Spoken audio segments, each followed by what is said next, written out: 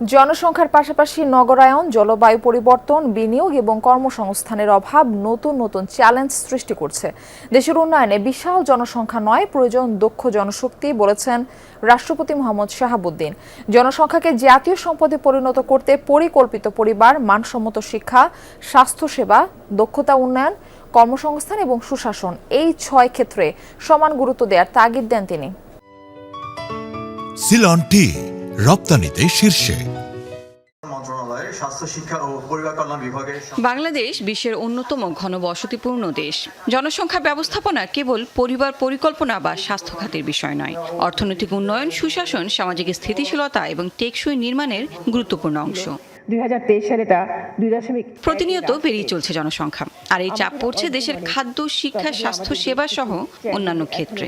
বিশাল এই জনসংখ্যাকে দক্ষ জনসম্পদে পরিণত করতে না পারলে টেকসই উন্নয়ন সম্ভব নয়। বিশ্ব জনসংখ্যা দিবসের অনুষ্ঠানে এসব কথা বলেন রাষ্ট্রপতি। জানান মানব সম্পদে রূপান্তরের ক্ষেত্রে সরকারের অঙ্গীকারের কথা।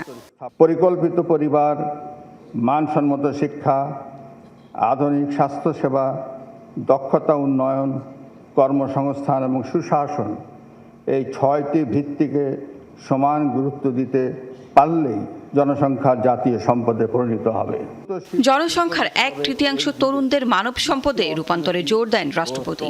উল্লেখ করেন, প্রজনন হার নিয়ন্ত্রণ সরকারের বড় চ্যালেঞ্জ। এই পরিবর্তনের সঙ্গে তাল মিলিয়ে আমাদের তরুণদের বিজ্ঞান, প্রযুক্তি, প্রকৌশল, গণিত, কারিগরি ও বৃত্তিমূলক শিক্ষা, গবেষণা এবং উদ্ভাবনী দক্ষতা সমৃদ্ধ করে তুলতে হবে।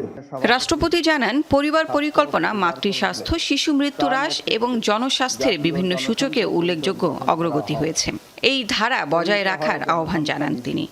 এই অর্জন ধরে রাখতে হলে স্বাস্থ্যসেবার গুণগত মান আরও উন্নত করতে হবে এবং প্রত্যন্ত অঞ্চল সহ সুবিধা বঞ্চিত জনগোষ্ঠীর কাছেও সমানভাবে মানসম্মত স্বাস্থ্য ও পরিবার পরিকল্পনা সেবা পৌঁছে দিতে হবে। প্রতিটি শিশু জন্ম নেবে নিরাপদে, বেড়ে উঠবে সম্ভাবনা বিকাশের সমান সুযোগ নিয়ে, এমন আশা প্রকাশ করেন রাষ্ট্রপতি মোহাম্মদ শাহাবুদ্দিন।